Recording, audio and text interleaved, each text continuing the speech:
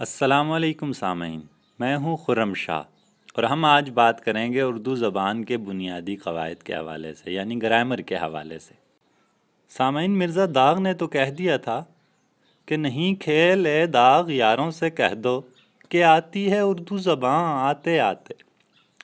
مگر پریشانی کی بات نہیں ہے، ایسا بھی نہیں کہ اردو زبان سرے سے آئی نہ۔ اردو زبان کے بولنے والوں کے لیے ان قواعد یا گرامر کے اصولوں کو سمجھنا بالکل مشکل نہیں۔ تو ہم آغاز کریں گے آج کے اپنے اس سبق کا۔ سامعین، اردو قواعد یا گرامر ہر زبان کے جس طرح کچھ اصول اور قوانین ہوتے ہیں جس کو سمجھ کر سیکھ کر اس زبان کو بہتر طریقے سے برتا جا سکتا ہے۔ زبان کی خوبصورتی کو اور اس کو احسن طریقے سے ادا کرنے کے لیے ان قوانین پر عمل درآمد ضروری ہو جاتا ہے۔ سامعین، اردو زبان کے بھی اسی طرح کچھ قواعد ہیں جنہیں اردو قواعد یا گرامر کہا جاتا ہے۔ سامعین، آج ہم بات کریں گے ہجوں کی یعنی حروف تہجی، علم صرف یعنی لفظوں کے بارے میں ہم جانیں گے، اور جملہ سازی یعنی علم نحو کے بارے میں کچھ مختصر بات کریں گے۔ ایک مجموعی سرسری سا جائزہ لیں گے جس سے ہمیں بنیاد فراہم ہوگی اردو زبان کے قواعد کے حوالے سے۔ سامعین، ہم آغاز کریں گے ہجوں یا حروف تہجی سے۔ ہجہ کیا ہے یا حروف تہجی کیا ہوتے ہیں؟ ہجے یا حروف آوازوں کی منظم اکائی کو کہا جاتا ہے۔ یہی آوازوں کو جب ہمیں تحریری شکل میں لکھنا ہوتا ہے تو ہم اسے ایک علامت کے ذریعے پیش کرتے ہیں، جیسے آ، با، تا۔ یہ کچھ آوازیں ہیں جو ہمارے گلے سے برآمد ہو سکتی ہیں۔ ہر زبان کے بولنے والوں کا اپنا ایک ظرف ہوتا ہے آوازوں کے حوالے سے کہ وہ اپنے گلوں سے کس طرح کی آوازیں برآمد کر سکتے ہیں اور کتنے مختلف سے لہجوں میں بات کر سکتے ہیں۔ سامعین، اردو زبان اس حوالے سے کچھ خوش قسمت ثابت ہوئی ہے کہ اس میں بہت ساری آوازیں موجود ہیں۔ جیسا کہ آپ جانتے ہیں کہ اردو ایک لشکری زبان ہے جو مختلف زبانوں کے حروف سے، آوازوں سے، ان کے الفاظ اور معنی و مطالب سے مل کر بنی ہے۔ اسی طرح اردو حروف تہجی بھی مختلف زبانوں کے حروف سے اخذ کیے گئے ہیں، جن میں سب سے پہلے تو 28 بنیادی عربی حروف ہیں۔ یہ حروف الف، ب، ت، س، ج، ح، خ، دال، ذال، ر، ز، س، ش، ص، ض، ط، ظ، ع، غ، ف، ق، کاف، لام، میم، نون، واو، ہ اور چھوٹی یا ہیں۔ سامعین، یہ 28 بنیادی عربی حروف اردو حروف تہجی کا حصہ ہیں۔ اسی طرح 4 مزید فارسی حروف شامل ہو جاتے ہیں جو ہیں پ، چ، فارسی ی اور گ۔ اسی طرح اردو کی معکوسی آوازوں کو ظاہر کرنے والے 3 حروف ہیں ٹ، ڈ اور ڑ۔ ان کے ساتھ حروف کی تعداد 35 ہو جاتی ہے۔ اس کے بعد الف ممدودہ، حمزہ اور بڑی یہ بھی اردو حروف تہجی میں شامل ہیں، جنہیں نظریہ ضرورت کے تحت بعد میں اردو حروف تہجی کا حصہ شمار کیا گیا ہے۔ سامعین، ہائے مخلوط یا دو چشمی ہے یا ہائے ہندی، یہ کچھ حروف کے ساتھ مل کر مرکب آوازیں نکالتی ہے۔ یہ کل حروف 15 قسم کے ہیں جو اب اردو حروف تہجی کا باقاعدہ حصہ ہیں۔ یہ حروف یہ ہیں: بھ، پھ، تھ، ٹھ، جھ، چھ، دھ، ڈھ، ر، ڑ، کھ، گھ، ل، م اور ن۔ یہ 15 حروف بھی اردو حروف تہجی کا باقاعدہ حصہ اب شمار کیے جاتے ہیں، اور یوں حروف تہجی اردو کی تعداد ہو جاتی ہے 53۔ سامعین، ادارہ فروغ قومی زبان نے نون غنہ کو بطور حرف استعمال کیا ہے، جس کی وجہ جدید ٹیکنالوجی سے اپنے حروف تہجی کو ہم آہنگ کرنا ہے۔ یوں اردو حروف تہجی کی کل تعداد ہو جاتی ہے 54، جو کہ اب معیار کے مطابق ہے۔ سامعین، بابا اردو اور مولوی عبدالحق نے 34 بنیادی حروف کے ساتھ ساتھ بھ اور پھ جیسی 15 آوازوں کو بھی اردو حروف تہجی کا باقاعدہ حصہ تسلیم کیا۔ شان الحق حقی نے اردو کے حروف تہجی کی تعداد 53 بتائی، جبکہ ادارہ فروغ قومی زبان اردو نے اس کی تعداد 54 بتائی، جیسا کہ میں نے بتایا کہ نون غنہ کی شمولیت کے بعد۔ تو یوں ہمارے کل حروف تہجی 54 ہیں۔ سامعین، بات کو آگے بڑھاتے ہیں اور حروف سے الفاظ تک کا سفر طے کرتے ہیں۔ سامعین، علم ہجہ کے بعد علم صرف کا نمبر آتا ہے، یعنی الفاظ کا علم۔ ہم جانتے ہیں کہ ایک سادہ جملے کے اندر الفاظ کتنے قسم کے ہوتے ہیں۔ ایک جملے میں موجود لفظ اسم ہوتا ہے یا فعل ہوتا ہے یا اضافی حرف ہوتا ہے، جو کہ اسم اور فعل کو ملا کر جملے کو مکمل کرتا ہے۔ ہم بات آغاز کریں گے اسم یا نام سے کہ جملے کا وہ لفظ یا وہ حصہ جو اسم یا نام کہلاتا ہے وہ ایک بنیادی جز کی حیثیت رکھتا ہے، اسی کی نسبت سے ہم اپنی بات کا آغاز کرتے ہیں اور اسے مکمل کرتے ہیں۔ سامعین، اسم وہ کلمہ ہے جو کسی شخص، جگہ، چیز یا کیفیت کے لیے استعمال کیا جائے۔ جیسے میں کہوں کہ اللہ سب سے بڑا ہے، وہ میرا دوست تھا، شیر جنگل کا بادشاہ ہوتا ہے۔ ان جملوں میں اللہ، بڑا، وہ، دوست، شیر، جنگل، یہ تمام حروف اسم کی مثالیں ہیں جن سے ہم کسی بھی چیز کو پکارتے ہیں۔ اب ہم اسم کی مختلف معروف قسموں پر بات کرتے ہیں۔ اسم کی دو بڑی معروف قسمیں ہیں جنہیں اسم معرفہ یعنی اسم خاص یا اسم نکرہ یعنی اسم عام کہا جاتا ہے۔ تو اسم خاص اور اسم عام یعنی اسم معرفہ اور نکرہ اس کی دو بنیادی قسمیں ہیں۔ اسم معرفہ میں سب سے پہلے اسم علم آتا ہے جس میں 5 چیزیں ہیں: خطاب، لقب، تخلص، کنیت اور عرف۔ خطاب کسی کی طرف سے دیا جاتا ہے، جیسے سر کا خطاب علامہ اقبال کے لیے۔ لقب اختیار کیا جاتا ہے یا وہ بھی دیا جاتا ہے، جیسے حضرت علی کرم اللہ کا لقب تھا ید اللہ اور شیر خدا۔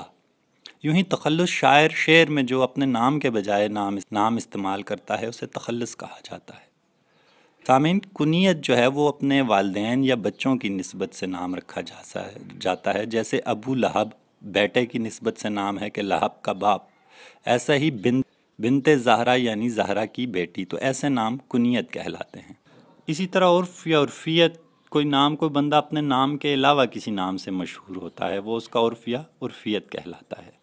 سامعین، اس میں معرفہ کی کچھ اور ذیلی اقسام میں اسم ضمیر، ضمیر وہ نام ہوتا ہے جو اصل نام کے بجائے استعمال کیا جاتا ہے، جیسے اسلم وہ روز کھانا کھاتا ہے۔ تو اب اسلم کے بجائے جب دوسرے جملے میں ہم نے وہ استعمال کیا تو یہ ضمیر کی مثال ہے۔ سامعین، اس میں ضمیر اسم نکرہ کے طور پر بھی استعمال ہو سکتا ہے، لیکن یہاں ہم بات کریں گے ضمیر جب یہ معروف ناموں کے لیے استعمال ہوتا ہے تو اس کی 3 یعنی حالتیں بنتی ہیں۔ ایک ضمیر متکلم یعنی بولنے والا اپنے لیے استعمال کرتا ہے، دوسرا ضمیر مخاطب شخص کے لیے استعمال کیا جاتا ہے، یعنی تم یا تو۔ اسی طرح ضمیر غائب، وہ یا اس استعمال جب لفظ استعمال کیا جاتا ہے تو یہ اسم ضمیر کی مثالیں ہیں۔ اسی طرح اسم اشارہ، جب کسی اسم کی طرف اشارہ کیا جاتا ہے، جیسے یہ، وہ۔ اور قریب، اور اسم قریب اور اسم بعید میں یہی فرق ہے کہ اسم قریب میں ہم یہ کی طرف اشارہ کرتے ہیں، یہ اشارہ کرتے ہیں، اور اسم بعید میں دور کا اشارہ کرتے ہیں، یعنی وہ۔ اسی طرح ایک اور اسم کی قسم ہے جسے اسم موصول کہتے ہیں۔ اسم موصول کی مثال میں ایسے الفاظ ہیں، مثلا جو بھی۔ تو جب اس طرح کی الفاظ استعمال کرتے ہیں تو وہ اسم موصول کی مثال ہوتی ہے۔ سامعین، بات کریں گے اسم نکرہ یا اسم عام کی۔ اسم نکرہ یا اسم عام وہ نام ہوتے ہیں جو بالکل عام نام ہوتے ہیں، شخصی نام نہیں ہوتے۔ اسم معرفہ میں اب نام کی مثال۔ سامعین، اسم معرفہ اور اسم نکرہ کا بنیادی فرق جیسا آپ جانتے ہیں کہ اسم معرفہ وہ ہوتے ہیں کہ جو مخصوص نام ہوتے ہیں، جیسے کسی شخص کا نام، کسی شہر کا نام، جیسے عمیر، جیسے کراچی۔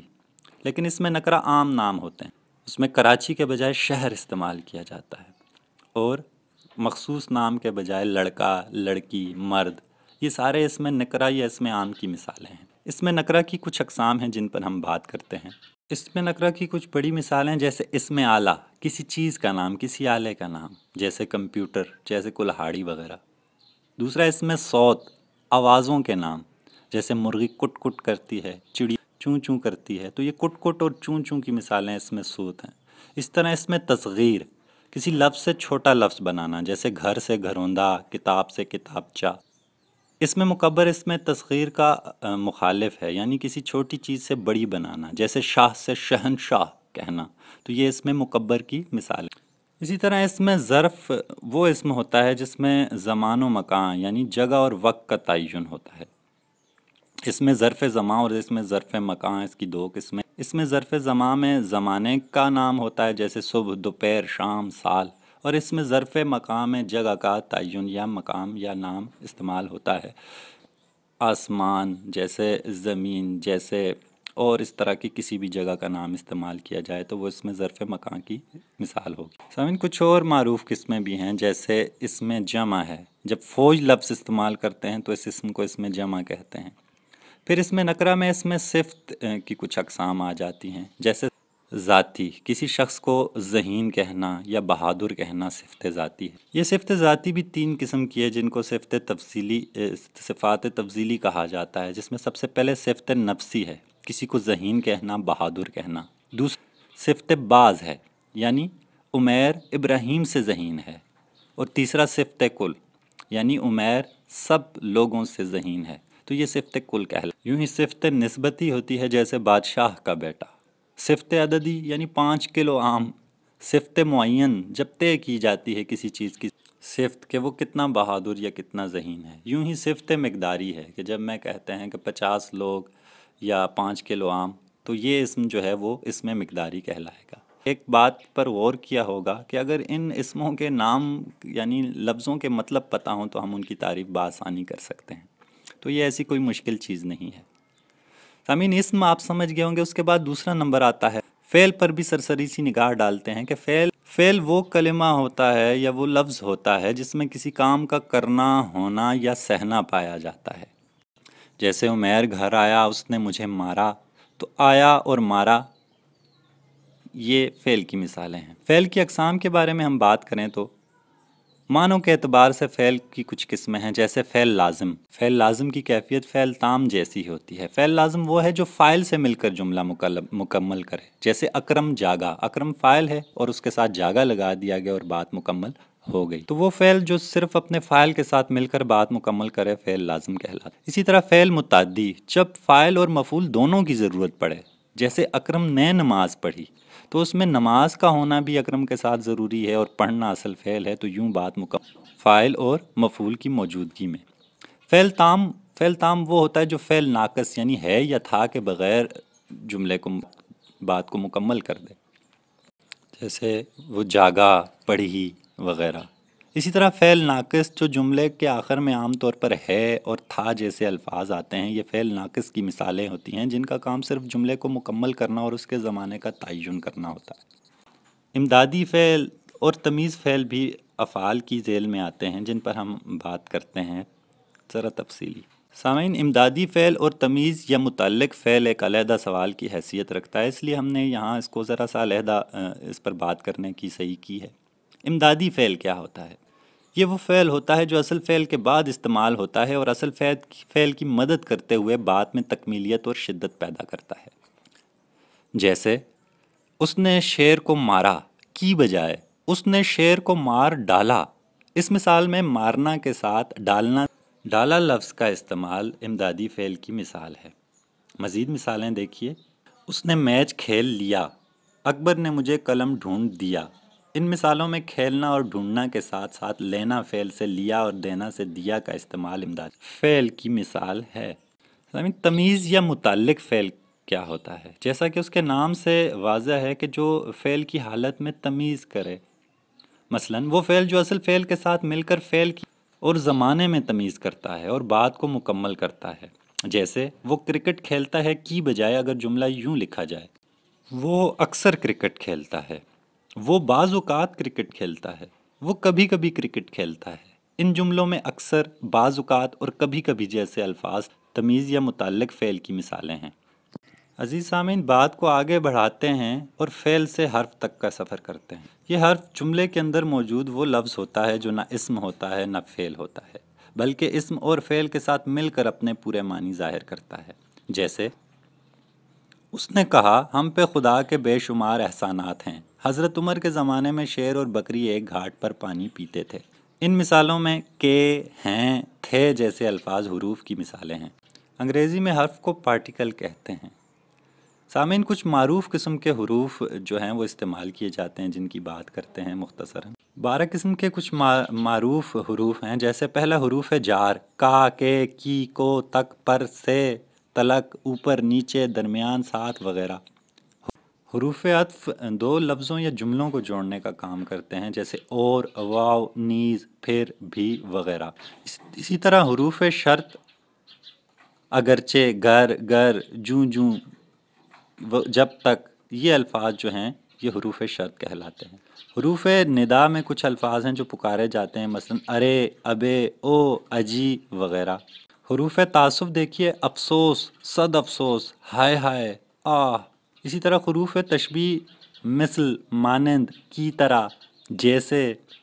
حروف اضافت وہ ہوتے ہیں جو دو الفاظ کو ملا کر جو ہے وہ مرکب اضافی بناتے ہیں۔ اردو میں یہ کا، کے، کی سے مل کر بنتے ہیں، تو یہ حروف اضافت کہلاتے ہیں۔ حروف استفہام نام سے واضح ہے کہ جس میں سوال ہو، یعنی کیا، کب، کون، کیوں، کہاں، کس کا، کس کو، کس کے لیے، یہ تمام حروف استفہام ہیں۔ حروف تحسین کی بات کریں تو بہت خوب، شاباش، واہ واہ، ماشاءاللہ جیسے الفاظ حروف تحسین کی مثال ہیں۔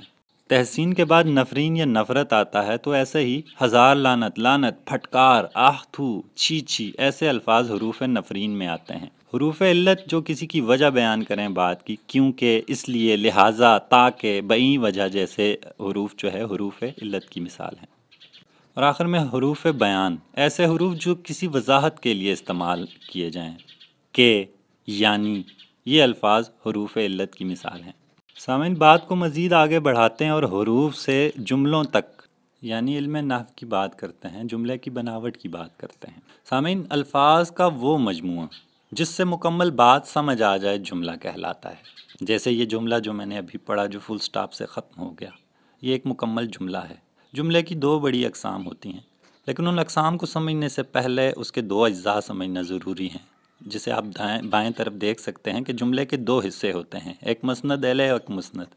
مسند الیہ جملے میں جس کی وجہ سے بات کی جا رہی ہو، عمیر کھانا کھاتا ہے میں عمیر جو ہے وہ مسند الیہ ہے، جبکہ مسند اس شخص یا چیز کے متعلق جو بات کی جا رہی ہوتی ہے اسے کہا جاتا ہے۔ جیسے عمیر ہاکی کھیلتا ہے، تو ہاکی کھیلنا یہاں مسند ہے اور عمیر جو ہے وہ مسند الیہ ہے۔ اب جملے کی دو اقسام ہیں کہ جملہ اسمیہ ہوتا ہے یا جملہ فعلیہ ہوتا ہے۔ سامعین، جملہ اسمیہ وہ جملہ ہوتا ہے جس میں مسند اور مسند الیہ دونوں اسم ہوں، یعنی عمیر ذہین ہے۔ اب عمیر بھی اسم ہے اور ذہین بھی اسم ہے، تو اس لیے یہ جملہ اسمیہ کی مثال ہے۔ جبکہ جملہ فعلیہ وہ جملہ ہوتا ہے جس میں مسند الیہ تو اسم ہو مگر مسند کوئی فعل ہو، وہ جملہ فعلیہ کہلاتا ہے۔